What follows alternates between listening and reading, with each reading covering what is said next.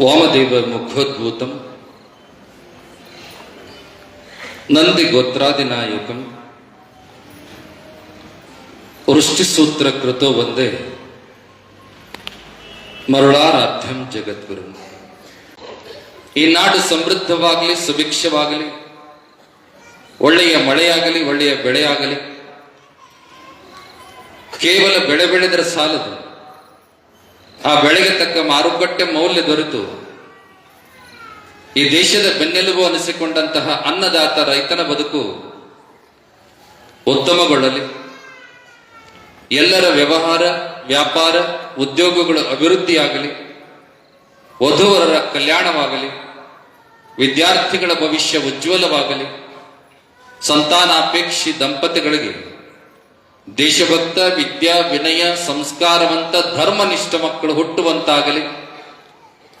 ಗ್ರಾಮದ, ಪಟ್ಟಣದ, ರಾಜ್ಯದ, ದೇಶದ ಎಲ್ಲ ಜನರು ನಾವಿಂಥ ಜಾತಿಯವರು, ಜನಾಂಗದವರು, ಧರ್ಮದವರು ಅನ್ನೋದಕ್ಕಿಂತ ಬದಲಾಗಿ ನಾವೆಲ್ಲರೂ ಈ ದೇಶದ ಸತ್ಪ್ರಜೆಗಳು, ಭಾರತ ಮಾತೆಯ ಮಕ್ಕಳು, ನಾವೆಲ್ಲರೂ ಭಾರತೀಯರು ಅನ್ನುವಂಥ ಸಮನ್ವಯ ಭಾವ ಎಲ್ಲರಲ್ಲೂ ಒಡಮೂಡುವಂತ ಆಗಲಿ ಅನ್ನುವಂತಹ ಅನಂತ ಸನ್ಮಂಗಲಗಳನ್ನು ಮತ್ತೊಮ್ಮೆ ಮಗದೊಮ್ಮೆ ನಿಮ್ಮೆಲ್ಲರಿಗೂ ಕೂಡ ಅನುಗ್ರಹಿಸ್ತಕ್ಕಂಥವರಾಗಿದ್ದೇವೆ. ಅತ್ಯಂತ ಸಂತೋಷದಿಂದ 2024ನೇ ಸಾಲಿನ ಶಿವಯೋಗಿ ಶಿವಾಚಾರ್ಯ ರಾಷ್ಟ್ರೀಯ ಪುರಸ್ಕಾರ ಸಮಾರಂಭದಲ್ಲಿ ಭಾಗವಹಿಸಿ, ಸಾನ್ನಿಧ್ಯವನ್ನು ವಹಿಸಿ ಅದನ್ನ ಡಾಕ್ಟರ್ ಸಿ ಶಿವಕುಮಾರ ಸ್ವಾಮಿ ಅವರಿಗೆ ಪ್ರದಾನ ಮಾಡಿದೀವಿ ಅನ್ನುವಂಥ ಮಾತನ್ನ ಘೋಷಣೆ ಮಾಡೋದಕ್ಕೆ ಬಹಳ ಸಂತೋಷ ಮತ್ತು ಸಂಭ್ರಮ ಜಗದ್ಗುರು ಮಹಾಸನ್ನಿಧಿಯವರಿಗೆ ಆಗ್ತಾ ಇದೆ. ಇದರೊಟ್ಟಿಗೆ ಸ್ಥಳೀಯ ಬಸ್ ನಿಲ್ದಾಣಕ್ಕೆ ಪೂಜ್ಯ ಚನ್ನವೀರ ಸ್ವಾಮೀಜಿ ಬಸ್ ನಿಲ್ದಾಣ ಅನ್ನುವಂಥ ನಾಮಕರಣ ಕೂಡ ಆಗಿರುವಂಥದ್ದು ಈ ಮಠದ ಚಾರಿತ್ರಿಕ ಇತಿಹಾಸದಲ್ಲಿ ಸುವರ್ಣಾಕ್ಷರಗಳಿಂದ ಬರೆದಿಡತಕ್ಕಂಥ ಕಾರ್ಯ ಅದಾಗಿದೆ ಅನ್ನುವಂಥ ಮಾತನ್ನು ಕೂಡ ಈ ಸಂದರ್ಭದಲ್ಲಿ ಘೋಷಣೆಯನ್ನು ಮಾಡತಕ್ಕಂಥವರಾಗಿದ್ದಾರೆ. ಡಾಕ್ಟರ್ ಸಿ ಶಿವಕುಮಾರ ಸ್ವಾಮಿ ಅವರು ಹೇಳಿದ ಹಾಗೆ ಮಠ ಪೀಠಗಳ ಪರಂಪರೆ ಇಂದು ನಿನ್ನೆಯದಲ್ಲ. ಇದಕ್ಕೆ ಯುಗ ಯುಗಗಳ ಇತಿಹಾಸ ಇರತಕ್ಕಂಥದ್ದು.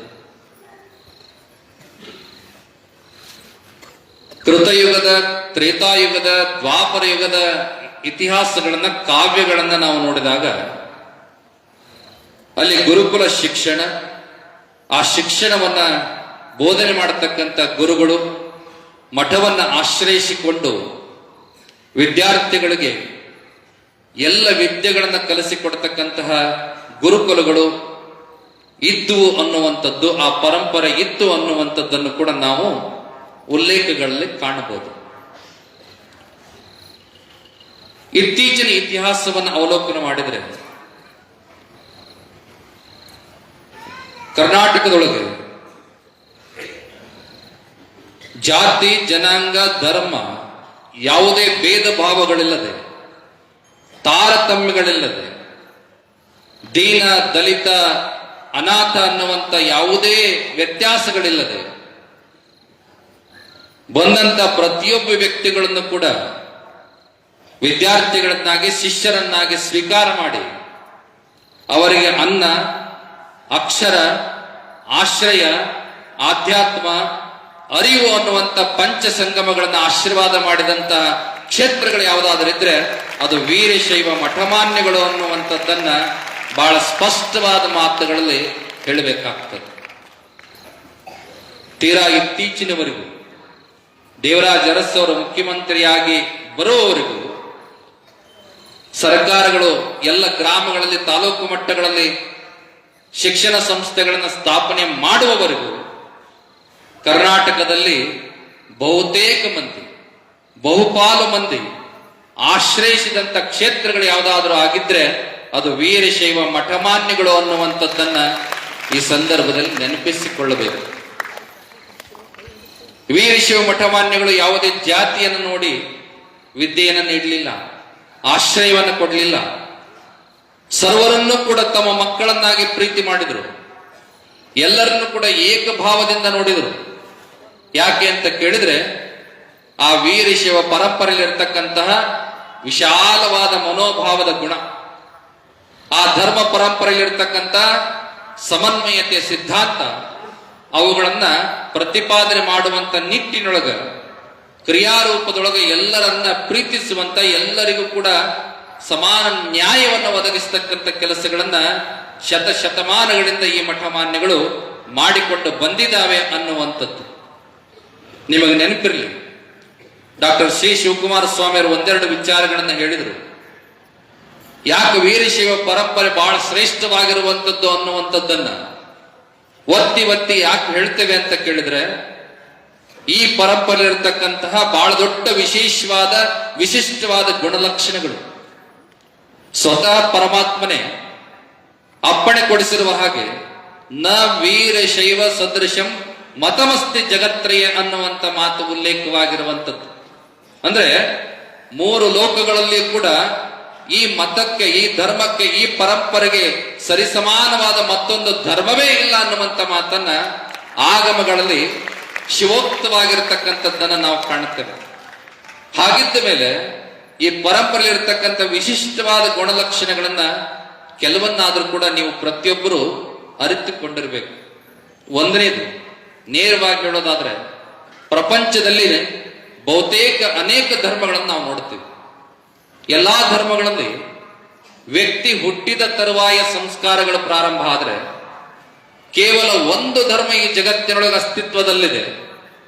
ಆ ಧರ್ಮದಲ್ಲಿ ವ್ಯಕ್ತಿ ಹುಟ್ಟುವುದಕ್ಕಿಂತ ಮುಂಚೆಯೇ ತಾಯಿಯ ಗರ್ಭದಲ್ಲಿರುವಂತ ಸಮಯದಲ್ಲಿಯೇ 8ನೆಯ ಮಾಸದಲ್ಲಿಯೇ ಗರ್ಭಕ್ಕೆ ಲಿಂಗಧಾರಣೆಯನ್ನ, ಅಂದ್ರೆ ಗರ್ಭಕ್ಕೆ ಸಂಸ್ಕಾರವನ್ನ, ಗರ್ಭಕ್ಕೆ ಲಿಂಗಧಾರಣೆಯನ್ನ ಮಾಡಿ ಗರ್ಭಸ್ಥ ಶಿಶುವಿಗೆ ಪಂಚಾಕ್ಷರ ಮಹಾಮಂತ್ರದ ಉಪದೇಶವನ್ನು ಮಾಡಿ ಗರ್ಭಸ್ಥ ಶಿಶುವಿಗೆ ಪಾದೋದಕ ಪ್ರಸಾದಗಳನ್ನು ನೀಡತಕ್ಕಂತಹ ಪ್ರಸವ ಪೂರ್ವ ಸಂಸ್ಕಾರ ಜಗತ್ತಿನ ಯಾವುದಾದ್ರೂ ಧರ್ಮದೊಳಗೆ ಇದೆ ಅಂದ್ರೆ ಅದು ಕೇವಲ ವೀರಶೈವ ಲಿಂಗಾಯತ ಪರಂಪರೆಯೊಳಗಿರುವಂಥದ್ದು. ಎಷ್ಟು ಅದ್ಭುತ ನೋಡ್ರಿ. ಇವತ್ತು ವಿಜ್ಞಾನ ಹೇಳ್ತದೆ 8ನೆಯ ಮಾಸಕ್ಕೆ ಮಗುವಿನ ಸಂಪೂರ್ಣ ಬೆಳವಣಿಗೆ ಆಗಿರ್ತದೆ. ಮಾನಸಿಕವಾದ ಆಲೋಚನೆಗಳು ಪ್ರಾರಂಭ ಆಗ್ತವೆ, ಚಿಂತನೆಗಳು ಪ್ರಾರಂಭ ಆಗ್ತವೆ. ಆ ಸಂದರ್ಭದಲ್ಲಿ ತಾಯಿ ಏನನ್ನ ಬಯಸ್ತಾಳೆ, ತಾಯಿ ಏನನ್ನು ನೋಡ್ತಾಳೆ, ತಾಯಿ ಏನನ್ನ ಓದ್ತಾಳೆ, ಅದೆಲ್ಲವುಗಳು ಕೂಡ ಮಗುವಿನ ಮೇಲೆ ಪರಿಣಾಮ ಬೀರ್ತದೆ ಅನ್ನುವಂತ ಅನೇಕ ಸಂಶೋಧನೆಗಳು ರುಜುವಾತಾಗಿದ್ದಾವೆ. ಆದರೆ ಯುಗಗಳಿಂದ ಈ ಪರಂಪರೆಯೊಳಗೆ ವೀರಶೈವ ಧರ್ಮದಲ್ಲಿ ಹೆತ್ತ ತಾಯಿಯ ಗರ್ಭದಲ್ಲಿಯೇ ಗರ್ಭಸ್ಥ ಶಿಶುವಿಗೆ ಸಂಸ್ಕಾರವನ್ನು ಕೊಟ್ಟು ಹುಟ್ಟುವಂತ ಮಗು ಕೇವಲ ಮಾಂಸ ಪಿಂಡವಾಗಿ ಜಗತ್ತನ್ನು ಪ್ರವೇಶ ಮಾಡೋದಲ್ಲ, ಮಂತ್ರ ಪಿಂಡವಾಗಿ ಜಗತ್ತ ಪ್ರವೇಶ ಮಾಡಬೇಕು ಅನ್ನುವಂಥದ್ದು. ಅಂಗರೂಪಿಯಾಗಿ ಈ ಜಗತ್ತಿಗೆ ಪ್ರವೇಶ ಬೇಡ, ಲಿಂಗರೂಪಿಯಾಗಿ ಜಗತ್ತನ್ನ ಪ್ರವೇಶ ಮಾಡಬೇಕು ಅನ್ನುವಂತ ಅದ್ಭುತವಾದ ಪರಿಕಲ್ಪನೆ ಯಾವ ಪರಂಪರೆಯಲ್ಲಾದ್ರೂ ಇದ್ರೆ ಅದು ವೀರಶೈವ ಪರಂಪರೆಯೊಳಗ ಇರುವಂತದ್ದು ಅನ್ನುವಂಥದ್ದು. ಎಂತ ಅದ್ಭುತವಾದ ಪ್ರಸವ ಪೂರ್ವ ಸಂಸ್ಕಾರದ ಪರಿಕಲ್ಪನೆ. ಬಹುಶಃ ಇದಕ್ಕೆಲ್ಲ ನಿಮಗೆ ಮಹಾಭಾರತದ ಒಂದು ಚಿಕ್ಕ ಉದಾಹರಣೆ ನೆನಪಿರ್ಬೋದು, ಅಭಿಮನ್ಯುವಿನ ಕತೆ. ಅದನ್ನ ಚಿಕ್ಕದಾಗಿ ಹೇಳೋದಾದ್ರೆ, ಶ್ರೀಕೃಷ್ಣ ಪರಮಾತ್ಮ ತನ್ನ ತಂಗಿ ಸುಭದ್ರೆಯನ್ನ, ಅಂದ್ರೆ ಅರ್ಜುನನ ಹೆಂಡತಿಯನ್ನ ತುಂಬ ಗರ್ಭಿಣಿ ರಥದೊಳಗೆ ಕುಳ್ಳಿಸಿ ದ್ವಾರಕೆಗೆ ಕರೆದುಕೊಂಡು ಬರುವಂತ ಸಂದರ್ಭದೊಳಗ ಚಕ್ರವನ್ನ ಹೇಗೆ ಭೇದಿಸಬೇಕು, ಪ್ರವೇಶ ಮಾಡಬೇಕು ಅನ್ನುವಂಥದ್ರ ಕುರಿತಾದ ವಿಚಾರಗಳನ್ನ ಮಾರ್ಗದ ಆಯಾಸ ಆಗಬಾರದು ಅಂತ ಆಕೆಗೆ ಹೇಳ್ತಾ ಹೋಗ್ತಾನೆ. ಆಕೆ ಹೂಗುಟ್ಟುತ್ತಿರ್ತಾಳೆ. ಮಾರ್ಗ ಮಧ್ಯದಲ್ಲಿ ಹೂಗುಟ್ಟುವ ಶಬ್ದ ಬದಲಾಗ್ತದ. ತಿರುಗಿ ನೋಡ್ತಾನೆ, ಸುಭದ್ರೆ ಗಾಢ ನಿದ್ರೆಯೊಳಗಿರ್ತಾಳೆ. ಆದ್ರೆ ಹೂಗುಟ್ಟುವ ಶಬ್ದ ಮಾತ್ರ ಕೃಷ್ಣ ಪರಮಾತ್ಮನಿಗೆ ಕೇಳ್ತಿರ್ತದ. ಆ ಶಬ್ದ ಯಾರ್ದು ಅಂದ್ರೆ ಸುಭದ್ರೆಯ ಗರ್ಭದಲ್ಲಿರುವಂತ ಅಭಿಮನ್ಯು. ಅರ್ಧ ಕತೆ ನಿಲ್ಲಿಸಿಬಿಡ್ತಾನೆ ಕೃಷ್ಣ ಪರಮಾತ್ಮ. ನಂತರದಲ್ಲಿ ಮಹಾಭಾರತದ 16ನೆಯ ಯುದ್ಧದ ದಿನದ ಸಂದರ್ಭದಲ್ಲಿ ಆ ಯುದ್ಧವನ್ನ ಮುನ್ನಡೆಸುವಂತ ನಿಟ್ಟಿನೊಳಗೆ ಯಾರೂ ಲಭ್ಯರಿರುವುದಿಲ್ಲ. ಆ ಸಂದರ್ಭದಲ್ಲಿ ಕೌರವರೆಲ್ಲರೂ ಸೇರಿಕೊಂಡು ಒಂದು ಚಕ್ರವ್ಯೂಹವನ್ನು ರಚನೆ ಮಾಡ್ತಾರೆ. ಆ ಚಕ್ರವನ್ನು ಭೇದಿಸುವಂತ ವಿದ್ಯೆ ಗೊತ್ತಿರತಕ್ಕಂಥದ್ದು ಕೇವಲ ಕೃಷ್ಣ ಪರಮಾತ್ಮನಿಗೆ, ಮತ್ತೊಂದು ಅರ್ಜುನನಿಗೆ. ಅವರಿಬ್ರು ಲಭ್ಯ ಇರೋದಿಲ್ಲ. ಅವಾಗ ಎಲ್ಲರೂ ಚಿಂತೆ ಮಾಡ್ತಾರೆ, ಇವತ್ತಿನ ಯುದ್ಧ ಯಾರು ಮುನ್ನಡೆಸ್ಬೇಕಪ್ಪ. ಅವಾಗ ಒಬ್ಬ ವ್ಯಕ್ತಿ ಮುಂದೆ ಬಂದು ಹೇಳ್ತಾನೆ, ಚಕ್ರವನ್ನು ಹೇಗೆ ಭೇದಿಸ್ಬೇಕು, ಹೇಗೆ ಪ್ರವೇಶ ಮಾಡಬೇಕು, ಹೇಗೆ ಹೋಗ್ಬೇಕು ಅನ್ನುವಂಥದ್ದು ನನಗೆ ಗೊತ್ತದ ಅಂತ ಹೇಳ್ತಾನೆ. ಎಲ್ಲರೂ ಚಿಂತೆ ಮಾಡ್ತಾ ಆತಂಕದಿಂದ ಕೇಳ್ತಾರೆ, ಅಭಿಮನ್ಯು ನಿನಗೆ ಹೇಗೆ ಗೊತ್ತಪ್ಪ ಅಂತ ಕೇಳಿದ್ರೆ ಅವ ಹೇಳ್ತಾನೆ, ನನ್ನ ತಾಯಿ ನನ್ನನ್ನ ಗರ್ಭಸ್ಥ ಶಿಶುವಾಗಿದ್ದ ಸಂದರ್ಭದೊಳಗೆ 8ನೇ ಮಾಸದಲ್ಲಿ ಶ್ರೀಕೃಷ್ಣ ಪರಮಾತ್ಮ ನನಗೂ ಉಪದೇಶ ಮಾಡಿದ್ದ ಅನ್ನುವಂಥ ಮಾತನ್ನ ಅಭಿಮನ್ಯು ಹೇಳ್ತಾನೆ. ಮುಂದಾಗಿದ್ದ ಇತಿಹಾಸ ಅರ್ಧ ಕತೆ ತಿಳ್ಕೊಂಡಿರ್ತಾನೆ, ಒಳಗಡೆ ಹೋಗೋದು ಗೊತ್ತಿರ್ತದ, ವಾಪಸ್ ಬರೋದು ಗೊತ್ತಿರಂಗಿಲ್ಲ, ವೀರಮಾಣವನ್ನ ಅಪ್ತಾನೆ, ಅದು ಬೇರೆ ವಿಚಾರ. ಆದ್ರೆ ಆ ಮಾಸದಲ್ಲಿ ಉಪದೇಶ ಮಾಡಿದ್ದು ಆತನ ಕೊನೆಯವರೆಗೂ ಕೂಡ ಜ್ಞಾಪಕದೊಳಗ ಜ್ಞಾನದೊಳಗೆ ಉಳಿತಲ್ಲ ಅನ್ನುವಂಥದ್ದನ್ನ ಮಹಾಭಾರತದ ಆ ಕಥೆಯ ಮುಖಾಂತರ ನಾವು ವಿಚಾರ ಮಾಡೋದಾದ್ರೆ, ವೀರಶೈವ ಲಿಂಗಾಯತ ಪರಂಪರೆಯ ಗರ್ಭಸ್ಥ ಶಿಶುವಿಗೆ 8ನೇ ಮಾಸದೊಳಗೆ ಏನು ಸಂಸ್ಕಾರವನ್ನ, ಶಿವಮಂತ್ರವನ್ನ, ಪಂಚಾಕ್ಷರಿ ಮಹಾಮಂತ್ರವನ್ನು ಉಪದೇಶ ಮಾಡತಕ್ಕಂಥ ಗರ್ಭಸ್ಥ ಶಿಶುವಿಗೆ ಲಿಂಗ ಧಾರಣೆ ಮಾಡತಕ್ಕಂಥ ಸಂಸ್ಕಾರ ನಮಗೆಲ್ಲ ಏನನ್ನ ಕಲಿಸಿಕೊಡ್ತದ ಅಂತ ಕೇಳಿದ್ರೆ, ಗುರುಸ್ವಾಮಿ ಕಲಿಕೇರಿ ಅವರು ಹೇಳಿದ ಹಾಗೆ ವೀರಶೈವರ ಪ್ರತಿಯೊಬ್ಬ ಜನನವನ್ನ ಲಿಂಗೋದ್ಭವ, ಪ್ರತಿಯೊಬ್ಬರ ಮರಣವನ್ನ ಲಿಂಗೈಕ್ಯ ಅಂತೇಳಿ ಪ್ರತಿಪಾದನೆ ಮಾಡಬೇಕು, ಒಪ್ಪಬೇಕು ಅನ್ನುವಂಥದ್ದನ್ನ ನಮಗ ಕಲಿಸಿಕೊಡ್ತದೆ ಅನ್ನುವಂಥದ್ದನ್ನ ಈ ಸಂದರ್ಭದಲ್ಲಿ ನಾವು ವಿಚಾರ ಮಾಡಬೇಕು. ಅದಕ್ಕೆ ಪ್ರತಿಯೊಬ್ಬ ತಂದೆ ತಾಯಿ ಇದ್ದರು ವೀರಶೈವ ಲಿಂಗಾಯತ ಪರಂಪರೆಯಲ್ಲಿ ಇರ್ತಕ್ಕಂಥವ್ರು ಸ್ಪಷ್ಟವಾಗಿ ನೆನಪಿನಲ್ಲಿ ಇಟ್ಕೋಬೇಕು. ಗರ್ಭಸ್ಥ ಶಿಶುವಿಗೆ ಮೊಟ್ಟ ಮೊದಲನೇ ಸಂಸ್ಕಾರ ಲಿಂಗಧಾರಣೆ ಯಾವಾಗ ಮಾಡಿಸ್ಬೇಕು ಅಂದ್ರೆ 8ನೇ ಮಾಸದಲ್ಲಿ ಯೋಗ್ಯ ಗುರುಗಳಿಂದ, ಮಠಸ್ಥರಿಂದ, ಮಠಾಧಿಕಾರಿಗಳಿಂದ, ಅವರ್ಯಾರು ಲಭ್ಯವಿಲ್ಲದ ಪಕ್ಷದಲ್ಲಿ ಹಿರೇಮಠದ ಸ್ವಾಮಿಗಳಿಂದ, ಯಾರಾದ್ರೂ ಕೂಡ ಜಂಗಮ ಶ್ರೇಷ್ಠರಿಂದ ಲಿಂಗಧಾರಣೆಯನ್ನ ನೀವು ಕಡ್ಡಾಯವಾಗಿ ಮಾಡಿಸ್ಲೇಬೇಕು. ಬಹಳ ಜನ ಕೇಳ್ತಿರ್ತಾರ, ಅಜ್ಜರ 8ನೇ ತಿಂಗಳಾಗ ಒಂದು, ಹೆರಿಗೆ ಆದ್ಮೇಲೆ ಒಂದು, ಮತ್ 8 ವರ್ಷದೊಳಗೆ ಒಂದು 3 ಲಿಂಗ ಮಾಡಿಸೋನೇನ್ರಿ ಅಂತ ಕೇಳ್ತಿರ್ತಾರ. ಲಿಂಗ ಬದಲಾಗಬಾರ್ದು. ಯಾವ ಲಿಂಗವನ್ನ ಗರ್ಭಸ್ಥ ಶಿಶುವಿಗೆ ಲಿಂಗಧಾರಣೆ ಮಾಡಿಸಿರ್ತೀರೋ ಅದೇ ಲಿಂಗವನ್ನ ಹೆರಿಗೆಯಾದ 12 ದಿನದ ಒಳಗಡೆ ಮತ್ತೆ ಲಿಂಗಧಾರಣೆ ಮಾಡಿಸ್ಬೇಕು. ಅದೇ ಲಿಂಗವನ್ನ 8 ವರ್ಷ ಪ್ರಾಯದ ಒಳಗಡೆ ಮತ್ತೆ ಗುರುಗಳಿಂದ ದೀಕ್ಷೆಯನ್ನು ಕೊಡಿಸ್ಬೇಕು. ಇದು ಪದ್ಧತಿ. ಇದನ್ನ ಕ್ರಮವಾಗಿ ಸಶಾಸ್ತ್ರೀಯವಾಗಿ ಆಯಾಯ ವಯಸ್ಸಿನೊಳಗ ಯೋಗ್ಯ ಗುರುಗಳಿಂದ ನೀವು ಸಂಸ್ಕಾರವನ್ನು ಕೊಡಿಸಿದ್ದೆ ಆದ್ರೆ ನಿಮ್ಮ ಯಾವ ಮಕ್ಕಳು ನಿಮಗೆ ಎದುರು ಮಾತನಾಡೋದಿಲ್ಲ, ಯಾವ ಮಕ್ಕಳು ದಾರಿ ತಪ್ಪೋದಿಲ್ಲ, ಯಾವ ಮಕ್ಕಳು ಕೂಡ ಅನ್ಯತಾ ಮತ್ತೊಂದು ದಾರಿಯಲ್ಲಿ ಹೋಗೋದಕ್ಕೆ ಸಾಧ್ಯವೇ ಇಲ್ಲ ಅನ್ನುವಂಥದ್ದನ್ನು ನೀವು ಅರ್ಥ ಮಾಡ್ಕೋಬೇಕು. ಸಂಸ್ಕಾರ ಕೊಡುವಲ್ಲಿ ಪೋಷಕರ ಪಾತ್ರ ದೊಡ್ಡದಿರ್ತದ. ನೀವು ಎಡವಿದ್ರೆ ಮಕ್ಕಳು ತಮ್ಮ ವಯೋಗುಣದಲ್ಲಿ ಎಡುತ್ತಾರೆ ಅನ್ನುವಂಥದ್ದನ್ನು ಕೂಡ ನಾವು ನೆನಪಿನಲ್ಲಿ ಇಟ್ಕೋಬೇಕು. ಅದಕ್ಕೆ ಸಂಸ್ಕಾರಗಳನ್ನ ಕೊಡುವಂತ ಸಂದರ್ಭದಲ್ಲಿ ಯಾವುದೇ ಕಾರಣಕ್ಕೂ ಕೂಡ ಹಿಂದೆ ಇಟ್ಟು ಹಾಕಬಾರದು ಅನ್ನುವಂಥ ಮಾತನ್ನ ಬಹಳ ಎಚ್ಚರಿಕೆಯ ಒಂದು ಮಾತುಗಳಾಗಿ ನೀವು ಸ್ವೀಕಾರ ಮಾಡಬೇಕು ಅನ್ನುವಂಥದ್ದನ್ನು ಈ ಸಂದರ್ಭದಲ್ಲಿ ಅಪ್ಪಣೆಯನ್ನು ಕೊಡಿಸ್ತಾ, 2ನೇ ಮಾತು ಬಹಳ ಸುಂದರವಾದ ಮಾತನ್ನು ಅವ್ರು ಹೇಳಿದರು. ಅಂದ್ರೆ ಸ್ತ್ರೀ ಪುರುಷರ ಭೇದವಿಲ್ಲದೆ ಇರತಕ್ಕಂಥದ್ದು, ಗಂಡು ಹೆಣ್ಣು ಅನ್ನುವಂಥ ಯಾವುದೇ ತಾರತಮ್ಯ ಇಲ್ಲ. ಬಹುಶಃ ಅನೇಕ ಧರ್ಮಗಳ ನಾವು ಹೆಸರಿಸೋದು ಬೇಡ. ಅನೇಕ ಧರ್ಮಗಳದೇ ಪೂಜಾ ಅಧಿಕಾರ ಆಗಲಿ, ಧಾರ್ಮಿಕ ಅಧಿಕಾರಗಳಾಗ್ಲಿ, ಸ್ಥಾನದ ಅಧಿಕಾರಗಳಾಗ್ಲಿ, ವೇದಿಕೆಯ ಅಧಿಕಾರಗಳಾಗ್ಲಿ, ಅಥವಾ ಸಾರ್ವಜನಿಕವಾಗಿ ಕಾಣಿಸಿಕೊಳ್ಳುವಂತಹ ಅಧಿಕಾರಗಳಾಗ್ಲಿ, ಎಷ್ಟೋ ಧರ್ಮಗಳಲ್ಲಿ ಅದು ರಿಸ್ಟ್ರಿಕ್ಷನ್ ಆಗಿ ಅಥವಾ ಒಂದರ್ಥದೊಳಗ ಮನೆಯೊಳಗೇ ಕೂಡುವಂತ ವ್ಯವಸ್ಥೆಗಳಾಗಿ ಅವರನ್ನ ಹೊರಗಿಡುವಂತ ವ್ಯವಸ್ಥೆಯೊಳಗಿರ್ತಕ್ಕಂಥದ್ದನ್ನು ನಾವು ನೋಡುತ್ತೀವಿ. ಆದರೆ ವೀರಶೈವ ಲಿಂಗಾಯತ ಪರಂಪರೆ ಯಾವ ಅಧಿಕಾರಗಳನ್ನ ಗಂಡಿಗೆ ಕೊಟ್ಟಿದೆಯೋ ಆ ಎಲ್ಲ ಅಧಿಕಾರಗಳನ್ನು ಕೂಡ ಸಮಾನವಾಗಿ ಹೆಣ್ಣಿಗೂ ಕೂಡ ಕೊಟ್ಟಿದೆ ಅನ್ನುವಂಥದ್ದನ್ನ ಘಂಟಾಘೋಷವಾಗಿ ನೀವೆಲ್ಲರೂ ಕೂಡ ತಿಳ್ಕೊಳ್ಬೇಕು. ಶಿವೇನ ವಿನಾ ಶಕ್ತಿ, ಶಕ್ತಿಶ್ಚ ವಿನಾ ಶಿವ. ಶಿವನನ್ನ ಬಿಟ್ಟು ಶಕ್ತಿ ಇಲ್ಲ, ಶಕ್ತಿಯನ್ನು ಬಿಟ್ಟು ಶಿವನಿಲ್ಲ ಅನ್ನುವಂತಹ ಎರಡೂ ಕೂಡ ಶಿವನ ಒಂದು ಅಂಶವೇ ಅನ್ನುವಂಥದ್ದನ್ನ, ಶಿವೋಹಂ ಭಾವದಿಂದ ಕಾಣತಕ್ಕಂಥ ಗುಣ ಎಲ್ಲರಲ್ಲಿ ಬರಬೇಕು ಅನ್ನುವಂಥದ್ದನ್ನ ಹೆಣ್ಣು ಗಂಡು ತಾರತಮ್ಯವಿಲ್ಲದೆ ಸಮಾನ ಅನ್ನುವಂಥದ್ದನ್ನು ಪ್ರತಿಪಾದನೆ ಮಾಡಿದಂತ ಏಕಮೇವ ಧರ್ಮ ಅಂದ್ರೆ ಅದು ವೀರಶೈವ ಲಿಂಗಾಯತ ಪರಂಪರೆ ಅನ್ನುವಂಥದ್ದು. ಇನ್ನು 3ನೇದು ಬಹಳ ವಿಶೇಷ ಅನಿಸ್ತದ, ಜೊತೆಗೆ ವಿಷಾದನೂ ಅನಿಸ್ತದೆ. ಇತ್ತೀಚೆಗೆ ಬೆಳಗ್ಗೆ ಟಿವಿ ಹಚ್ಚಿಬಿಟ್ರೆ ಸಾಕು, ಬಹಳ ಜನ ನೋಡ್ತಿರ್ತಾರೆ. ಶುಕ್ರವಾರ ದೇವರಲ್ಲದನ ಅಲ್ಲಿಗೆ ಬರ್ರಿ, ಭಾನುವಾರ ದೇವರಲ್ಲದನ ಅಲ್ಲಿಗೆ ಬರ್ರಿ, ಅಲ್ಲಿ ಬರಬೇಕು ಇಲ್ಲಿ ಬರಬೇಕು ಅಂತ ಕರೆಯುವಂತವರ, ಘೋಷಣೆ ಮಾಡತಕ್ಕಂಥವರ, ಜಾಹೀರಾತು ಕೊಡ್ತಕ್ಕಂಥವರ ಸಂಖ್ಯೆ ಬಹಳ ಆಗಿದೆ. ಆದ್ರೆ ದೇವರು ಎಲ್ಲಿಯೂ ಇಲ್ಲ, ದೇವರು ನಿನ್ನೊಳಗ ಅದಾನ, ಶಿವನ ಅಂಶವೇ ಆಗಿ ಜಗತ್ತಿಗೆ ನೀನು ಪ್ರವೇಶ ಮಾಡಿದೀಯಾ, ಗುರುವಾಗಿರ್ತಕ್ಕಂಥವನು ನಿನ್ನೊಳಗೆ ಇರತಕ್ಕಂತಹ ಶಿವಚೈತನ್ಯ ಶಕ್ತಿಯನ್ನು ತೆಗೆದು ಇಷ್ಟಲಿಂಗ ರೂಪಿಯನ್ನಾಗಿ ಮತ್ತೆ ನಿನ್ನ ವಾಮಹಸ್ತದಲ್ಲಿಯೇ ಕೊಟ್ಟು ಆ ಲಿಂಗ ಪೂಜೆಯೊಂದಿಗೆ ಎಲ್ಲಿಂದ ಬಂದಿದೆಯೋ ಮತ್ತೆ ನೀನು ಅಲ್ಲಿಗೆ ಹೋಗಬೇಕಾದಂತ ರೀತಿಯೊಳಗ ನಿನಗೆ ರೀತಿಯೊಳಗ ID ಕಾರ್ಡ್ ಅನ್ನುವಂಥದ್ದನ್ನ ಗುರುವಾದಂತವನು ದೀಕ್ಷೆಯ ಸ್ವರೂಪದೊಳಗೆ ಕೊಟ್ಟು ಮೋಕ್ಷವನ್ನ ಪ್ರತಿಪಾದನೆ ಮಾಡತಕ್ಕಂತ ಆಶೀರ್ವಾದ ಮಾಡತಕ್ಕಂತ ಒಂದು ಪರಂಪರೆ ಅದು ವೀರಶೈವ ಲಿಂಗಾಯತ ಪರಂಪರೆಯೊಳಗಿರ್ತಕ್ಕಂಥದ್ದು. ಇಲ್ಲಿ ಕಾಶಿ ಜಗದ್ಗುರುಗಳವ್ರನ್ನ ಸ್ಮರಿಸ್ಬೇಕು ನಾವು. ಇವತ್ತೇನು ಯುಕ್ರೇನ್ ಮತ್ತು ರಷ್ಯಾ ಯುದ್ಧ ಆಗ್ತಿದೆಯಲ್ಲ, ಆ ಉಕ್ರೇನ್ ರಾಷ್ಟ್ರಕ್ಕೆ ಒಂದು 15 ವರ್ಷದಿಂದ ಕಾಶಿ ಜಗದ್ಗುರುಗಳವರು ದಯಮಾಡಿಸಿದ್ರು. ಅಲ್ಲಿ ಅನೇಕ ಜನ ಯೋಗ ಶಿಕ್ಷಕರು ವೀರಶೈವ ಧರ್ಮವನ್ನು ಸ್ವೀಕಾರ ಮಾಡಿದರು. ನಿಮಗೆಲ್ಲ ಸ್ವಲ್ಪ ನೆನಪಿರ್ಬೇಕು, ಹೆಮ್ಮೆ ಇರಬೇಕು. ಅದರಲ್ಲಿ ಡ್ಯಾನಿಶ್ ಅನ್ನುವಂತ ಒಬ್ಬ ಯೋಗ ಶಿಕ್ಷಕ, ಅವನ ಹೆಸರು ಆ ನಂತರದೊಳಗೆ ದಿನೇಶ್ ಅಂತ ಆಯ್ತು. ಅವನು ಕೂಡ ಅದನ್ನ ಸ್ವೀಕಾರ ಮಾಡಿದ, ಲಿಂಗಧಾರಣೆ ಮಾಡಿಸ್ಕೊಂಡ, ಪಂಚಾಕ್ಷರಿ ಮಹಾಮಂತ್ರವನ್ನು ಉಪದೇಶ ಮಾಡಿಸ್ಕೊಂಡ ಸನ್ನಿದೇವರ ಹತ್ರ. ಚಾಚು ತಪ್ಪದೆ ದಿನನಿತ್ಯ ಲಿಂಗ ಪೂಜೆ ಮಾಡ್ತಾ ಬಂದ. 4-5 ತಿಂಗಳಾಯ್ತು. ಅವನ ಸ್ನೇಹಿತರೆಲ್ಲ ಮನೆಗೆ ಬಂದರು. ಅವನನ್ನು ಕೇಳಿದ್ರು, ಡ್ಯಾನಿಶ್, ಇತ್ತೀಚೆಗೆ ನೀನು ಪ್ರಾಯಶ್ಚಿತ್ತದ ಪ್ರಾರ್ಥನೆ ಮಾಡೋದಕ್ಕಾಗಿ, ಜೀಸಸ್ ನೋಡೋದಕ್ಕಾಗಿ ಚರ್ಚ್ಗೆ ಯಾಕೆ ಬರ್ತಾ ಇಲ್ಲ, ದೇವರನ್ನು ಕಾಣೋದಕ್ಕೆ ಯಾಕೆ ಬರ್ತಾ ಇಲ್ಲ ಅಂತ ಹೇಳಿ ಆತನಿಗೆ ಪ್ರಶ್ನೆ ಮಾಡ್ತಾರೆ. ಅವಾಗ ಡ್ಯಾನಿಶ್ ಕೇಳ್ತಾನೆ, ವೇರ್ ಇಸ್ ಗಾಡ್, ದೇವರು ಎಲ್ಲಿದ್ದಾನೆ? ಅದಕ್ಕೆ ಅವರು ಉತ್ತರ ಹೇಳ್ತಾರೆ, ಸ್ನೇಹಿತರು, ಎಲ್ಲಿದ್ದಾನೆ? ಜೀಸಸ್ ಎಲ್ಲಿರ್ತಾನೆ? ಚರ್ಚ್ ಒಳಗಿರ್ತಾನೆ.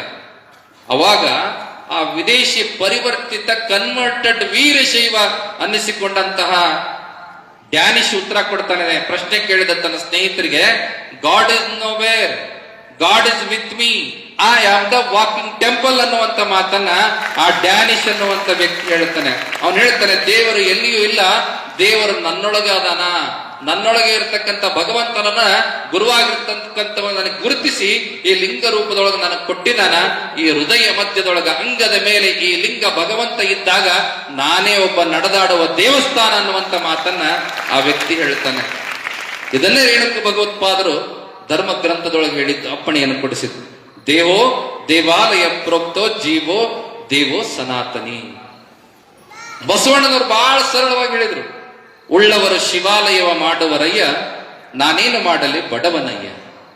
ಮುಂದೆ ಎನ್ನ ಕಾಲೆ ಕಂಬ, ಹೌದಾ?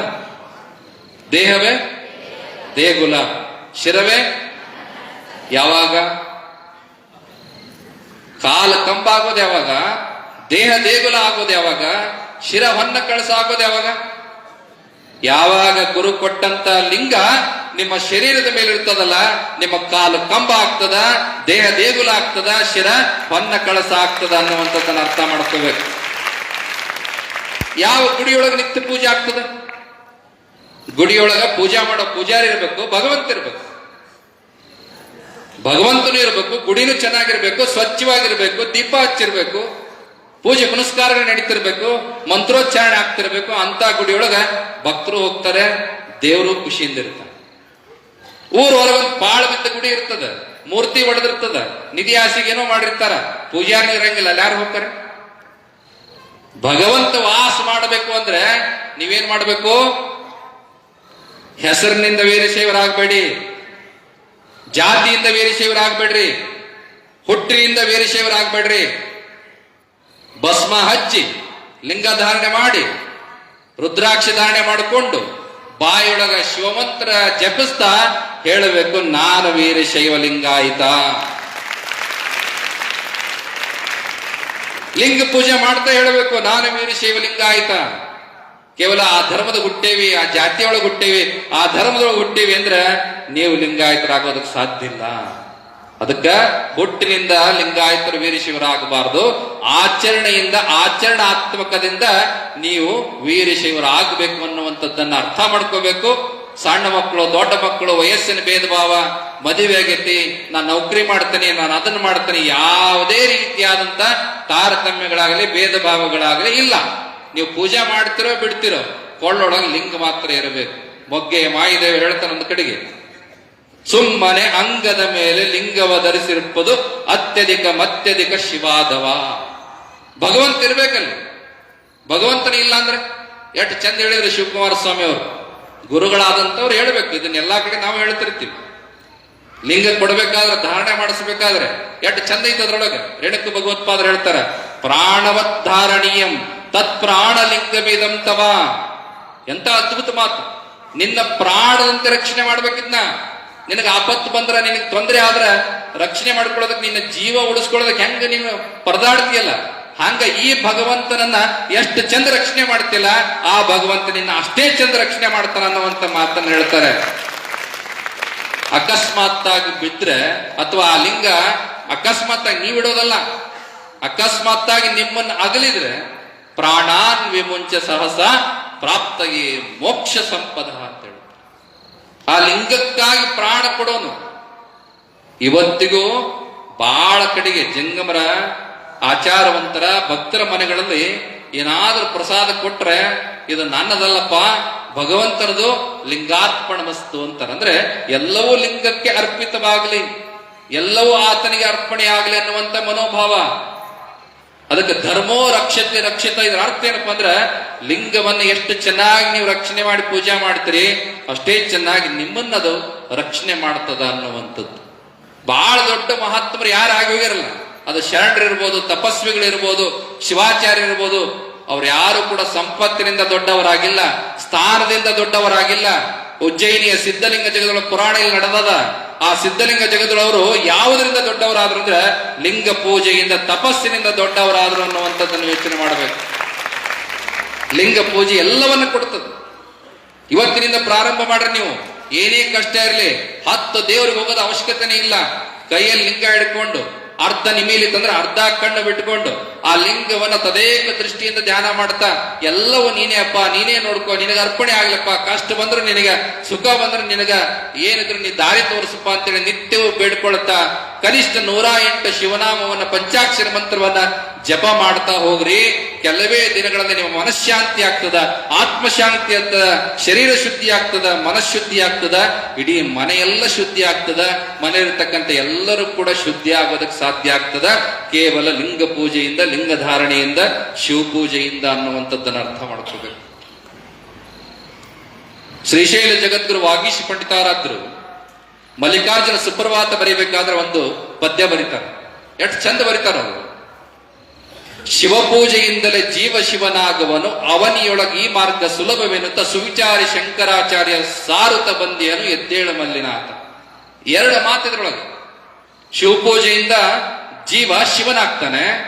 ಈ ಮಾತು ಯಾರು ಹೇಳಿದ್ರಪ್ಪ ಅಂದ್ರೆ, ಯಾರು ಅದ್ವೈತ ತತ್ವದ ಮತ ಪ್ರತಿಪಾದಕರಾಗಿ ರೇವಣ ಸಿದ್ದೇಶ್ವರರಿಂದ ಚಂದ್ರಮೌಳೀಶ್ವರ ಲಿಂಗವನ್ನ, ರತ್ನಗರ್ಭ ಗಣಪತಿಯನ್ನ ಇಸ್ಕೊಂಡು ಅದನ್ನ ಅನವರತವಾಗಿ ಆರಾಧನೆ ಮಾಡಿ ಶಕ್ತಿಯೇ ಇಲ್ಲ ಅನ್ನುವಂಥದ್ದನ್ನ ಟೀಕೆ ಮಾಡುತ್ತಿದ್ದ ಅವರು ಕೊನೆಗೆ ಶಕ್ತಿಯನ್ನು ಕೂಡ ಒಪ್ಪಿ ಶಕ್ತಿಯ ಆರಾಧಕರಾಗಿ ಶಿವಶಕ್ತಿ ಸಮುತ್ಪನ್ನ ಜಗತ್ಸೃಷ್ಟಿ ಕಾರಣೆ ಅನ್ನುವಂತಹ ಮಾತನ್ನು ಹೇಳಿದವರು ಆದಿ ಗುರು ಶಂಕರಾಚಾರ್ಯರು.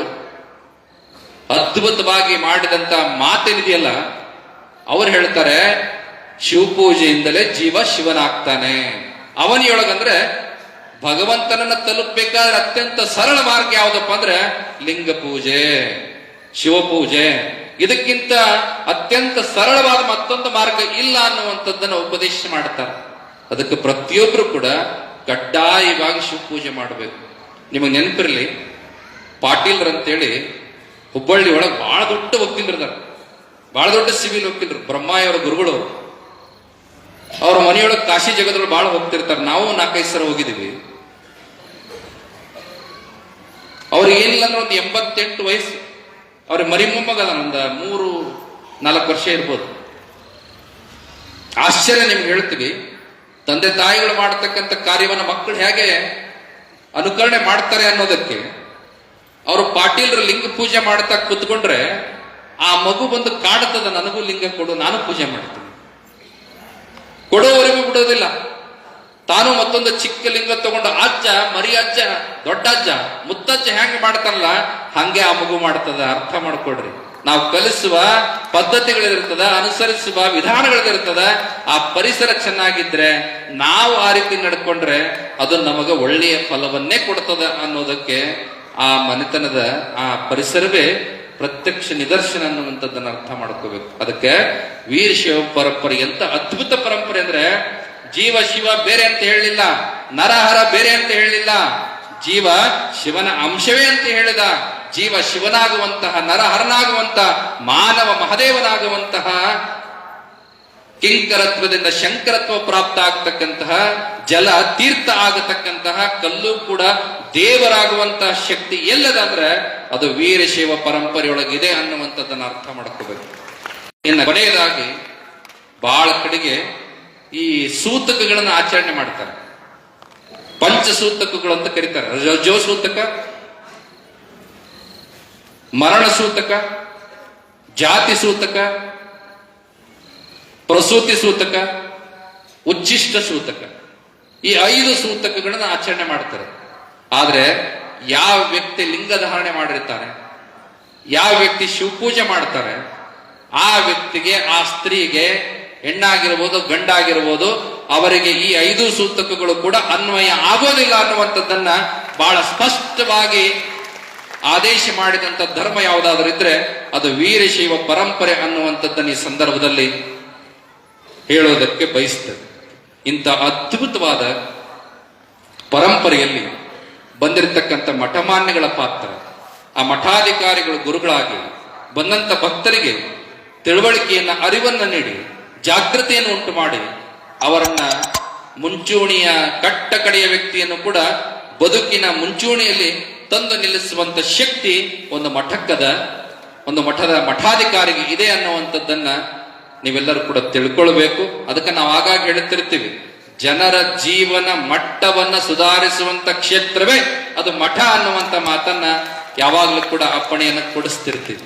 ಆ ರೀತಿಯೊಳಗ ಸಿಂದಗಿಯ ಸಾರಂಗ ಮಠ ಕಳೆದ 10-12 ಶತಮಾನಗಳಿಂದ ಈ ಭಾಗದೊಳಗ ಆಧ್ಯಾತ್ಮಿಕ ಕ್ರಾಂತಿಯನ್ನು ಉಂಟು ಮಾಡಿದರೆ, ಚನ್ನವೀರ ಸ್ವಾಮೀಜಿಯವರ ಕಾಲದೊಳಗೆ ವಿಶೇಷವಾಗಿ ಶೈಕ್ಷಣಿಕ ಕ್ರಾಂತಿಯನ್ನ ಉಂಟು ಮಾಡಿದ್ರು.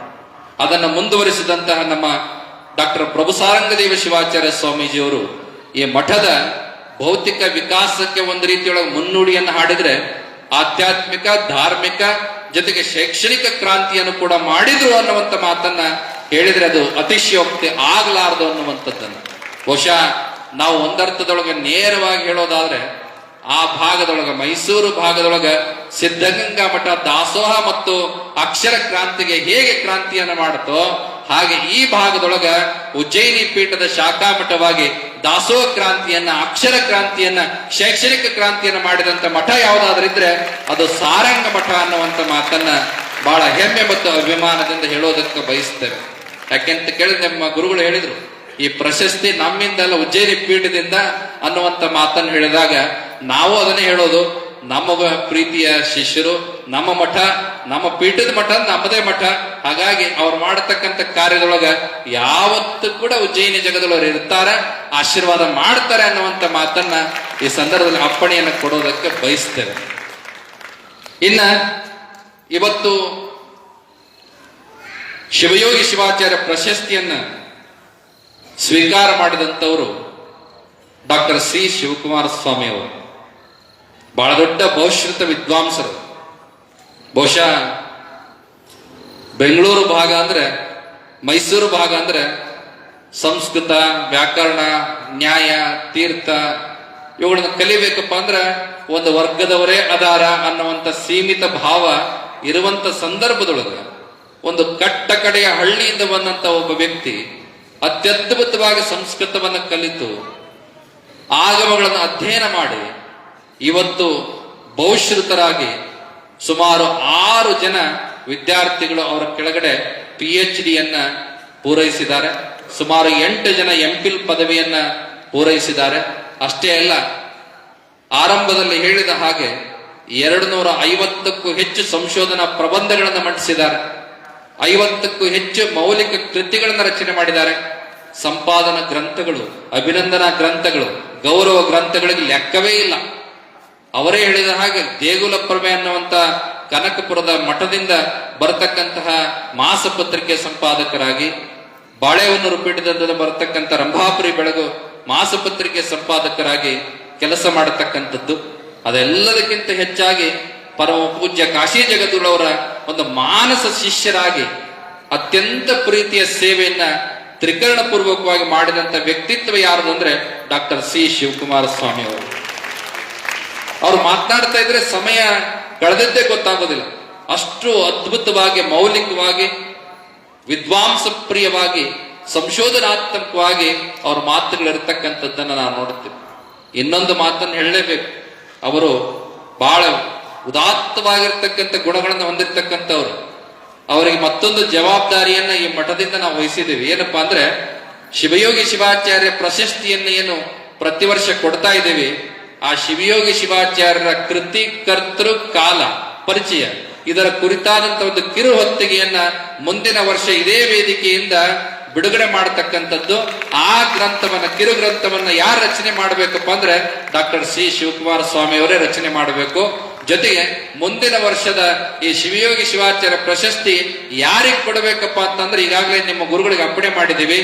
ಯಾರು ಡಾಕ್ಟರ್ ಸಿ ಶಿವಕುಮಾರ ಸ್ವಾಮಿ ಅವರನ್ನ ಇಷ್ಟು ಎತ್ತರಕ್ಕೆ ವಿದ್ವಾಂಸರನ್ನಾಗಿ ಬೆಳೆಸುವಂತ ಆಶೀರ್ವಾದ ಮಾಡಿ, ಅವರನ್ನ ಶಿಷ್ಯರನ್ನಾಗಿ ಸ್ವೀಕಾರ ಮಾಡಿ ಒಂದು ಶ್ರೀರಕ್ಷೆಯನ್ನು ಕೊಟ್ಟಿದ್ದಾರಲ್ಲ, ಅವರ ಗುರುಗಳು ಡಾಕ್ಟರ್ ಎಂ ಶಿವಕುಮಾರ ಸ್ವಾಮಿ ಅವರಿಗೆ ಮುಂದಿನ ವರ್ಷದ ಶಿವಯೋಗಿ ಶಿವಾಚಾರ್ಯ ಪ್ರಶಸ್ತಿಯನ್ನ ನೀಡಲಾಗ್ತದೆ ಅನ್ನುವಂತ ಮಾತನ್ನ ಈ ವೇದಿಕೆ ಮುಖಾಂತರವಾಗಿ ಘೋಷಣೆಯನ್ನು ಮಾಡೋದಕ್ಕೆ ಬಯಸ್ತೇವೆ ಅನ್ನುವಂತ ಮಾತನ್ನ ಈ ಸಂದರ್ಭದಲ್ಲಿ ತಿಳಿಯಪಡಿಸಿ, ಅಷ್ಟೇ ಅಲ್ಲ, ಆ ಸಮಾರಂಭಕ್ಕ ಗುರು ಶಿಷ್ಯರು ಇಬ್ಬರು ಇರಬೇಕು ಅನ್ನುವಂತ ಮಾತನ್ನ ಡಾಕ್ಟರ್ ಎಂ ಶಿವಕುಮಾರ ಸ್ವಾಮಿ ಅವರ ಪರಿಚಯವನ್ನ ಅವರ ಶಿಷ್ಯರಾದಂತ ಡಾಕ್ಟರ್ ಸಿ ಶಿವಕುಮಾರ ಸ್ವಾಮಿ ಅವರೇ ಈ ವೇದಿಕೆ ಮುಖಾಂತರ ಶಿವಯೋಗಿ ಶಿವಾಚಾರ್ಯ ಕರ್ತೃ, ಕವಿ, ಕಾಲ, ಪರಿಚಯದ ಗ್ರಂಥವನ್ನ ಬಿಡುಗಡೆ ಮಾಡೋದ್ರ ಮುಖಾಂತರವಾಗಿ ಮಾಡಬೇಕು ಅನ್ನುವಂತ ಮಾತನ್ನ ಹೀಗೆ ಇದೇ ವರ್ಷದ ಮುಂಚೆನೆ ಅವರಿಗೂ ಕೂಡ ಅಪ್ಪಣೆಯನ್ನು ಕೊಡೋದಕ್ಕೆ ಬಯಸ್ತೇವೆ.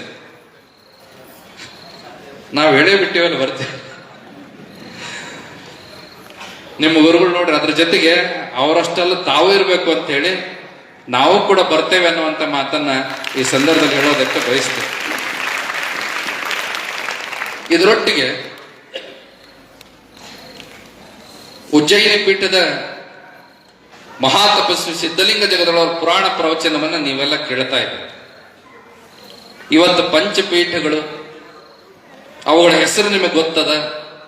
ಆ ಜಗದೊಳ ಬಗ್ಗೆ ನೀವು ಅಭಿಮಾನ ಇದೆ ಅಂದ್ರೆ ಆ 5 ಪೀಠಗಳನ್ನ ಒಂದು ಕಾಲದೊಳಗೆ ರಕ್ಷಣೆ ಮಾಡಿ, ಆಯಾ ಪೀಠಗಳಿಗೆ ಆಪತ್ತಿನ ಸಂದರ್ಭದಲ್ಲಿ ಆಶೀರ್ವಾದ ಮಾಡಿ, ಒಳ್ಳೆಯ ಶ್ರೇಷ್ಠ ವ್ಯಕ್ತಿಗಳನ್ನ ಉತ್ತರಾಧಿಕಾರಿಗಳನ್ನಾಗಿ ಆ ಪೀಠಕ್ಕೆ ಆಯ್ಕೆ ಮಾಡಿ, ಆ ಪೀಠಕ್ಕೆ ಪಟ್ಟಾಧಿಕಾರಿಯನ್ನಾಗಿ ನಿಯುಕ್ತಿ ಮಾಡಿ, ಇವತ್ತು ಪಂಚಪೀಠಗಳು 5 ಪೀಠಗಳನ್ನ ಒಂದೆಡೆ ಸೇರಿಸಿ 1918ನೇ ಇಸ್ವಿಯೊಳಗೆ ಕಾಶಿಯೊಳಗ ಮೊಟ್ಟ ಮೊದಲ ಪಂಚಾಚಾರ ಸಮ್ಮೇಳನ ಮಾಡಿದಂತ ಯಾರಾದ್ರೂ ವ್ಯಕ್ತಿತ್ವದ ಜಗದ್ಗಳಿದ್ರೆ ಅದು ನೀವೇನ್ ಪುರಾಣ ಕೇಳಿದ್ರಲ್ಲ, ಮಹಾತಪಸ್ವಿ ಉಜ್ಜಯಿನಿ ಜಗದ್ಗುರು ಸಿದ್ಧಲಿಂಗ ಶಿವಾಚಾರ್ಯ ಭಗವತ್ಪಾದಂಗಳವರೇ ಅದಕ್ಕೆಲ್ಲ ಕಾರಣ ಅನ್ನುವಂತ ಮಾತನ್ನ ಈ ಸಂದರ್ಭದಲ್ಲಿ ಹೇಳೋದಕ್ಕೆ ಬಯಸ್ತೇವೆ. ಪರಮ ಪೂಜ್ಯ ರಂಭಾಪುರಿ ಶಿವಾನಂದ ರಾಜೇಂದ್ರ ಮಹಾಸ್ವಾಮಿಗಳವರನ್ನ ಪಟ್ಟ ಮಾಡಿದ್ದಿರ್ಬೋದು, ಗಂಗಾಧರ ಜಗದೊಳವರಿಗೆ ಹೊಟ್ಟಿಗೆ ಮಠದೊಳಗೆ ಆಶೀರ್ವಾದ ಮಾಡಿದ್ದಿರ್ಬೋದು, ವಾಗೀಶ ಪಂಡಿತಾರಾದ್ರಿಗೆ ಆಶೀರ್ವಾದ ಮಾಡಿದ್ದಿರ್ಬೋದು, ಕೇದಾರ ಪೀಠದ ಪಟ್ಟ ಮಾಡಿದ್ದಿರ್ಬೋದು, ಕಾಶಿ ಪೀಠದ ಆಶೀರ್ವಾದ ಮಾಡಿದ್ದಿರ್ಬೋದು. ಹೀಗೆ 10 ಹಲವು ವಿಚಾರಗಳಲ್ಲಿ ಪಂಚಪೀಠಗಳನ್ನ, ಒಂದು ಪೀಠ ಆಪತ್ತಿನಲ್ಲಿದೆ ಅಂದ್ರೆ ಅದು ನನ್ನದೇ ನೋವು ಅನ್ನುವಂತ ಭಾವದೊಳಗ ಭಾವಿಸಿ ಆ ನೋವಿಗೆ ಸಾಂತ್ವನವನ್ನ ಮಧ್ಯರದವರು ಮಹಾತಪಸ್ವಿ ಸಿದ್ಧಲಿಂಗ ಜಗದೊಳವರು ಅನ್ನುವಂಥದ್ದು. ಅಷ್ಟೇ ಅಲ್ಲ, ಶಿಕ್ಷಣ ಪ್ರೇಮಿಗಳಿದ್ರು. ಅವತ್ತಿನ ಕಾಲದೊಳಗ ಬಳ್ಳಾರಿಯೊಳಗ ವೀರೇಶ ವಿದ್ಯಾವರ್ಧಕ ಸಂಘ ಸ್ಥಾಪನೆ ಆಗುವಂತ ನಿಟ್ಟಿನೊಳಗ ಮೊಟ್ಟ ಮೊದಲ ಕಾಣಿಕೆಯಾಗಿ ಪೀಠದಿಂದ 5,000 ರೂಪಾಯಿ ಬೆಳ್ಳಿ ನಾಣ್ಯಗಳನ್ನ ಕೊಟ್ಟಂತ ವ್ಯಕ್ತಿತ್ವ ಸಿದ್ಧಲಿಂಗ ಜಗದೊಳವರು. ಶಿವಯೋಗ ಮಂದಿರ ಸ್ಥಾಪನೆ ಆಗಬೇಕಾದ್ರೂ ಕೂಡ ಆ ಸಂಸ್ಥೆಯ ಸ್ಥಾಪನೆಗೆ ಕಾರಣಕರ್ತರಾದ ಹಾನಗಲ್ಲ ಗುರು ಕುಮಾರ ಶಿವಯೋಗಿಗಳವರಿಗೆ ಅವತ್ತಿನ ಕಾಲಕ್ಕೆ 500 ಬೆಳ್ಳಿಯ ರೂಪಾಯಿಗಳನ್ನ ದಾನವಾಗಿ ಆಶೀರ್ವಾದ ಮಾಡಿದ್ರು ಅನ್ನುವಂತ ಮಾತು ಕೂಡ ಈ ಸಂದರ್ಭದಲ್ಲಿ ನೆನಪಿನಲ್ಲಿ ಇಟ್ಕೋಬೇಕು. ಹಾಗೆ 10 ಹಲವು ಕಾರ್ಯಗಳನ್ನ ಮಾಡಿ, ಬಹುಶಃ ಅದ್ಭುತವಾದ ವ್ಯಕ್ತಿತ್ವ. ಅವರ ಹೆಸರನ್ನ ಸ್ಮರಣೆ ಮಾಡೋದೆ, ಅವರನ್ನ ಪುರಾಣ ಕೇಳೋದೆ, ಅವರ ಭಾವಚಿತ್ರವನ್ನು ನೋಡೋದೆ ಒಂದು ಬಹಳ ದೊಡ್ಡ ಭಾಗ್ಯ. ನಮ್ಮ ಭಾಗ್ಯ ಅಂತದ್ದಪ್ಪ ಅಂತ ಕೇಳಿದ್ರೆ, ಅಂತ ಮಹಾತ್ಮರ ಹೆಸರನ್ನ ನಾವಿಟ್ಟುಕೊಂಡು ಜಗದ್ಗುರುಗಳಾಗಿ ಸ್ಥಾನದೊಳಗೆ ಕೂತಿದೀವಿ ಅಂದ್ರೆ ನಮ್ಮ ಪೂರ್ವ ಜನ್ಮದ ಒಂದು ಭಾಗ್ಯ ಅನ್ನುವಂತ ಮಾತನ್ನು ಕೂಡ ಈ ಸಂದರ್ಭದಲ್ಲಿ ನಾವು ಕೂಡ ಸ್ಮರಣೆ ಮಾಡೋದಕ್ಕೆ ಬಯಸ್ತೇವೆ. ಅಂತ ಪವಿತ್ರಾತ್ಮರ ಪುರಾಣ ಪ್ರವಚನವನ್ನು ನೀವೆಲ್ಲ ಕೇಳಿರುವಂತದ್ದು ನಿಜಕ್ಕೂ ಕೂಡ ನಿಮ್ಮೆಲ್ಲರ ಸುಯೋಗ ಅನ್ನುವಂಥದ್ದು. ಆ ಮಹಾತ್ಮರ ಆಶೀರ್ವಾದ ನಿಮ್ಮೆಲ್ಲರ ಮೇಲೆ ಸದಾಕಾಲ ಇರಲಿ ಅನ್ನುವಂತ ಮಾತನ್ನ ಈ ಸಂದರ್ಭದಲ್ಲಿ ಹೇಳೋದಕ್ಕೆ ಬಯಸ್ತೇವೆ. ಇದ್ರ ಜೊತೆಗೆ ವಿಶೇಷವಾಗಿ ಇವತ್ತು ಸಿಂದಗಿಯ KSRTC ಬಸ್ ನಿಲ್ದಾಣಕ್ಕೆ ಚನ್ನವೀರ ಸ್ವಾಮೀಜಿ ಬಸ್ ನಿಲ್ದಾಣ ಅನ್ನುವಂಥ ನಾಮಕರಣ ಆಗತಕ್ಕಂತಹ ಕಾರ್ಯಕ್ರಮವು ಕೂಡ ನಡೆದುಕೊಂಡು ಬಂತು. ನಿಮ್ಮ ಸ್ವಾಮೀಜಿಯವರು ಹೇಳಿದರು, ಈ ಕಾರ್ಯ ಯಾವತ್ತೂ ಆಗಬೇಕಾಗಿತ್ತು, ಅನೇಕ ವರ್ಷಗಳ ನಿರೀಕ್ಷೆ ಇತ್ತು. ಆದರೆ ಯಾವುದೇ ಒಂದು ಕಾರ್ಯ ನಡೀಬೇಕಾದ್ರೆ ಅದಕ್ಕೆ ಕಾರಣ ಬೇಕು. ಕಾರಣಂ ವಿನ ಕಾರ್ಯಂ ನ ಭವತಿ ಅನ್ನುವಂಥ ಮಾತದ. ನಿಂತ ನೆಲದ ಗುಣ ಇರ್ತದ, ಅದಕ್ಕೆ ಸಮಯದ ಗುಣ ಬರಬೇಕು. ಅವೆರಡು ಸೇರ್ಕೊಂಡ್ರೆ ಮಾತ್ರ ಇಂಥ ಅಶೋಕ್ ಮನುಗಳಿರೋ ಬಂದು ಕೆಲಸ ಮಾಡೋದಕ್ಕೆ ಸಾಧ್ಯ ಆಗ್ತದೆ. ಬಹುಶಃ ಅವ್ರ ತಂದೆಯವರ ಬಗ್ಗೆ ಬೇರೆ ಹೇಳಬೇಕಾದಂತ ಅವಶ್ಯಕತೆ ಇಲ್ಲ. ಅವ್ರು ಮಾಡ್ಲಿಲ್ಲ, ಮಗ ಮಾಡಿದ ಅನ್ನುವಂಥದ್ದು ಹೆಮ್ಮೆನೆ. ಯಾವತ್ತೂ ಕೂಡ ತಂದೆಗೆ ಯಾವಾಗ ಖುಷಿ ಆಗ್ತದ, ಗುರುವಿಗೆ ಯಾವಾಗ ಖುಷಿ ಆಗ್ತದ ಅಂದ್ರೆ ತಾನು ಮಾಡ್ಲಾರ್ದ ಕೆಲಸವನ್ನ ಮಗ ಮಾಡಿದಾಗ ತಂದೆ ಖುಷಿ ಆಗ್ತದ, ತಾನು ಮಾಡ್ಲಾರ್ದ ಕೆಲಸವನ್ನ ಶಿಷ್ಯ ಮಾಡಿದಾಗ ಗುರು ಖುಷಿ ಆಗ್ತದ. ಅದಕ್ಕೆ ನಮಗನಿಸ್ತದ ಅಶೋಕ್ ಮನುಗೋಳಿ ಅವರು ಈ ಕೆಲಸ ಮಾಡಿ ಲಿಂಗೈಕ್ಯ MC ಮನುಗೋಳಿ ಅವರ ಆತ್ಮಕ್ಕೆ ನಿಜವಾದ ಅರ್ಥದೊಳಗೆ ಚಿರಶಾಂತಿಯನ್ನು ತಂದು ಕೊಟ್ಟಿದ್ದಾರೆ ಈ ಸಂದರ್ಭದಲ್ಲಿ ಎನ್ನುವಂತ ಮಾತನ್ನ ಹೇಳಿದ್ರೆ ಅದು ಅತಿಶಯೋಕ್ತಿ ಆಗ್ಲಾರದು ಅನ್ನುವಂಥದ್ದು. ಬಹುಶಃ ಅವರ ಮಾತುಗಳನ್ನು ಕೇಳ್ತಾ ಬಹಳ ಖುಷಿ ಆಗ್ತಿತ್ತು ನಮಗೆ. ಯಾಕಂತ ಕೇಳಿದ್ರೆ ಜಗತ್ತಿನೊಳಗೆ ಮಾತನಾಡೋರು ಬಹಳ, ಕೆಲಸ ಮಾಡೋರು ಬಹಳ ಕಡಿಮೆ. ಸರ್ವಜ್ಞನ ಕಡೆಗೆ ಹೇಳ್ತಿರ್ತಾನೆ, ಆಡದೆ ರೂಢಿಯೋಳು ಮಾಡುವರು ಉತ್ತಮರು ಅಂತ. ಆದ್ರೆ ಅಶೋಕ್ ಮನುಗೋಳಿ ಅವರು ಮಾತು ಚೆನ್ನಾಗಿ ಆಡ್ತಾರ, ಕೆಲಸನೂ ಕೂಡ ಚೆನ್ನಾಗಿ ಮಾಡ್ತಾರ ಅನ್ನುವಂಥ ವಿಶ್ವಾಸ ನಮಗದ. ನಮ್ಮ ಸಾರಂಗ ಮಠದ ಸ್ವಾಮಿಗಳು ಎಲ್ಲರನ್ನೂ ಅಷ್ಟು ಸುಲಭವಾಗಿ ಇಷ್ಟಪಡೋದಿಲ್ಲ, ಎಲ್ಲರನ್ನ ಮೆಚ್ಚೋದಿಲ್ಲ. ಅವರು ಬಹಳ ವ್ಯಕ್ತಿಗಳ ಸೂಕ್ಷ್ಮ ಮತಿಗಳದಾರ. ಅವರು ಎಲ್ಲಾರನ್ನು ಎಲ್ಲವನ್ನ ಅವಲೋಕನ ಮಾಡಿ ಅದನ್ನ ಅಧ್ಯಯನ ಮಾಡದೆ ಆ ವ್ಯಕ್ತಿಯನ್ನು ಒಪ್ತಾರ, ಆ ವಿಷಯವನ್ನು ಒಪ್ತಾರ. ಅಶೋಕ್ ಮನುಗೋಳಿ ಅವ್ರನ್ನ ಒಪ್ಪಿ ಸಭೆಯೊಳಗೆ ಇಷ್ಟು ಚಂದ ಅವ್ರ ಬಗ್ಗೆ ಮುಕ್ತ ಕಂಠದಿಂದ ನಮ್ಮ ಪ್ರಭು ಸಾರಂಗದೇವ ಶಿವಾಚಾರ್ಯ ಮಾತನಾಡ್ತಾರ ಅಂದ್ರೆ ನಮಗೂ ಕೂಡ ಅದರ ಒಪ್ಪಿಗೆ ಐತಿ ಅನ್ನುವಂಥದ್ದನ್ನ ಈ ಸಂದರ್ಭದಲ್ಲಿ ಹೇಳೋದಕ್ಕೆ ಬಯಸ್ತೇವೆ. ಅಶೋಕ್ ಮನುಗೋಳಿ ಅವರು ಮಾಡತಕ್ಕಂಥ ಎಲ್ಲ ಕಾರ್ಯಗಳಲ್ಲಿ ಉಜ್ಜಯಿನಿ ಪೀಠದ ಆಶೀರ್ವಾದ ಸದಾ ಕಾಲ ಇರ್ತದೆ. ನಾವು ಆಗಾಗ ಹೇಳ್ತಿರ್ತೀವಿ, ಅವರ ತಾಯಿಯವರು ಅಫಜಲ್ಪುರ ಮಠಕ್ಕೆ ಬಂದಾಗಲೂ ಕೂಡ ಬಹಳ ವಿಶೇಷವಾದ ಆಶೀರ್ವಾದವನ್ನು ಪಡ್ಕೊಂಡ್ರು. ಜೊತೆಗೆ ಆ ಮಠನು ಉಜ್ಜಿನಿಪೀಠ ಶಾಖಾ ಮಠನೇ, ಸಾರಂಗ ಮಠನು ಉಜ್ಜಿನಿಪೀಠ ಶಾಖಾ ಮಠನೇ, ನಿಮ್ಮ ತಾಲೂಕಿನ ಕಲಿಕೇರಿ, ಜೊತೆಗೆ ಈ ಕನ್ನೊಳ್ಳಿ, ಇನ್ನು ಅನೇಕ ಮಠಗಳು ಉಜ್ಜಯಿನಿ ಪೀಠದ ಶಾಖಾ ಮಠಗಳೇ ಇರತಕ್ಕಂಥದ್ದು. ಒಂದರ್ಥದೊಳಗ ಒಂದು ಉಜ್ಜಯಿನಿ ಪೀಠಕ್ಕೆ ತವರು ತಾಲೂಕು ಯಾವುದಪ್ಪ ಅಂದ್ರೆ ಅದು ಸಿಂದಗಿ ತಾಲೂಕು ಅನ್ನುವಂಥ ಮಾತನ್ನ ಈ ಸಂದರ್ಭದಲ್ಲಿ ಹೇಳೋದಕ್ಕೆ ಬಯಸ್ತೇವೆ. ಅದಕ್ಕೆ ಬಸ್ ಸ್ಟ್ಯಾಂಡಿಗೆ ನಾಮಕರಣ ಮಾಡಿದ್ರಿ, ಅದ್ರ ಜೊತೆಗೆ ಒಂದು ಬಸ್ಸು ಕೂಡ ಪೀಠಕ್ಕೆ ಬಡುವಂತಾಗ್ಲಿ ಅನ್ನುವಂಥ ಮಾತನ್ನ ಅವ್ರಿಗೆ ಆದೇಶ ಮಾಡಿದ್ರೆ ಶಾಸಕರು ಎಷ್ಟು ಕಾರ್ಯಕ್ಷಮತೆ ಐತಿ ಅಂದ್ರೆ ತತ್ಕ್ಷಣವೇ ಅದಕ್ಕೆ ಪ್ರತಿಕ್ರಿಯೆಯನ್ನ ವ್ಯಕ್ತಪಡಿಸಿ, ಈಗಾಗಲೇ ಬಹುಶಃ DM ಜೊತೆ ಮಾತನಾಡಿ ಬಂದರೋ ಇಲ್ಲ ಗೊತ್ತಿಲ್ಲ, ಅವರ ಮನಸ್ಸಿನೊಳಗೆ ಈಗಾಗಲೇ ಹ್ಯಾಗ್ ಮಾಡೋದು ನಾಳೆ ನಾಡ್ದು ಅನ್ನುವಂತ ತುಡಿತೈತಿ. ಅಷ್ಟು ಒಂದು ಕಾರ್ಯಕ್ಷಮತೆ ಇರತಕ್ಕಂತ ಶಾಸಕರು ನೇರವಾಗಿ ಸಭೆಯೊಳಗೆ ಘೋಷಣೆ ಮಾಡಿ ಅದನ್ನ ಮಾಡ್ತೀನಿ ಅನ್ನುವಂತ ಮಾತನ್ನು ಹೇಳ್ತಾರೆ. ಅಂದ್ರೆ ಬಹುಶಃ ಎಷ್ಟು ಜನರ ಭಾವನೆಗಳಿಗೆ, ಪ್ರಜೆಗಳ ಭಾವನೆಗಳಿಗೆ ಬೆಲೆಯನ್ನ ಕೊಡ್ತಕ್ಕಂಥ ಒಬ್ಬ ವ್ಯಕ್ತಿ ನಿಮಗೆ ಜನನಾಯಕನಾಗಿ ಸಿಕ್ಕಿರತಕ್ಕಂಥದ್ದು ಸಿಂದಗಿ ತಾಲೂಕಿನ ಎಲ್ಲ ಮತದಾರರ ಒಂದು ಭಾಗ್ಯ ಅನ್ನುವಂಥ ಮಾತನ್ನು ಈ ಸಂದರ್ಭದಲ್ಲಿ ಹೇಳೋದಕ್ಕೆ ಬಯಸ್ತೇವೆ. ಬಹುಶಃ ಒಂದು ಆದರ್ಶ ಮಾದರಿ ತಾಲೂಕಾಗಿ, ಮಾದರಿ ಕ್ಷೇತ್ರವಾಗಿ ಈ ಸಿಂದಗಿ ಕ್ಷೇತ್ರ ನಮ್ಮ ಅಶೋಕ್ ಮನುಗೋಳಿ ಅವರ ಕಾಲದಲ್ಲಿ ಅದು ಹೆಸರನ್ನ ಪಡೆದುಕೊಳ್ಳಲಿ ಅನ್ನುವಂಥ ಮಾತನ್ನ ಅವರಿಗೆ ಆಶೀರ್ವಾದ ಮಾಡ್ತಾ ಮಾತೋಶ್ರೀ ಅವರು ಬಂದಿದ್ರು, ಅವರಿಗೂ ಆಶೀರ್ವಾದ ಆಗಿದೆ, ಇಡೀ ಪರಿವಾರಕ್ಕೆ ಆಶೀರ್ವಾದ ಆಗಿದೆ. ಜೊತೆಗೆ ಡಿಸೆಂಬರ್ 14 ಅವರ ಸುಪುತ್ರಿಯವರ ಮದುವೆ ಇದೆ, ಅದು ಕೂಡ ಎಲ್ಲ ಚೆನ್ನಾಗಿ ನಡೀಲಿ. 12 ಅದು ಕೂಡ ಚೆನ್ನಾಗಿ ನಡೀಲಿ ಅನ್ನುವಂಥ ಮಾತನ್ನ ಈ ಸಂದರ್ಭದಲ್ಲಿ ಈ ವೇದಿಕೆ ಮುಖಾಂತರ ಆ ಪರಿವಾರಕ್ಕೆ ಆಶೀರ್ವಾದವನ್ನು ಮಾಡೋದಕ್ಕೆ ಬಯಸ್ತೇವೆ. ಪ್ರಭು ಸಾರಂಗದೇವ ಶಿವಾಚಾರ್ಯ ಸ್ವಾಮೀಜಿಯವರ ಬಗ್ಗೆ ಎಷ್ಟು ಹೇಳಿದ್ರು ಕೂಡ ಅದು ಕಡಿಮೆ. ಈ ಭಾಗದ ಸಿದ್ಧಗಂಗಾ ಮಠವನ್ನಾಗಿ ಪರಿವರ್ತನೆ ಮಾಡಿರ್ತಕ್ಕಂಥ ಕೀರ್ತಿ ಅವರದ್ದು. ಆ ಹಿನ್ನೆಲೆಯೊಳಗೆ ಅವ್ರು ಮಾಡ್ತಕ್ಕಂಥ ಎಲ್ಲ ಕಾರ್ಯಗಳಲ್ಲಿ ನಾಮುಂದು ತಾಮುಂದು ಅಂತ ಹೇಳಿ ನೀವೆಲ್ಲ ಭಕ್ತರು ಬಂದು ಕೈ ಜೋಡಿಸ್ತಾ ಇರತಕ್ಕಂಥದ್ದು ನಿಜಕ್ಕೂ ಕೂಡ ಒಳ್ಳೆಯ ಬೆಳವಣಿಗೆ ಅನ್ನುವಂಥ ಮಾತು. ಆ ದಾನಿಗಳನ್ನು ಕೂಡ ಈ ಸಂದರ್ಭದಲ್ಲಿ ಸ್ಮರಿಸಬೇಕಾಗ್ತದೆ. ಯಾಕಂತ ಹೇಳಿದ್ರೆ ಕೊಟ್ಟಂತವರ ಕೊಡುಗೆಯಿಂದನೇ ಇಂತೆಲ್ಲ ಅದ್ಭುತ ಕಾರ್ಯಕ್ರಮಗಳು ಯಶಸ್ವಿಯಾಗಿ ನಡೆಯೋದಕ್ಕೆ ಸಾಧ್ಯ ಆಗ್ತದೆ.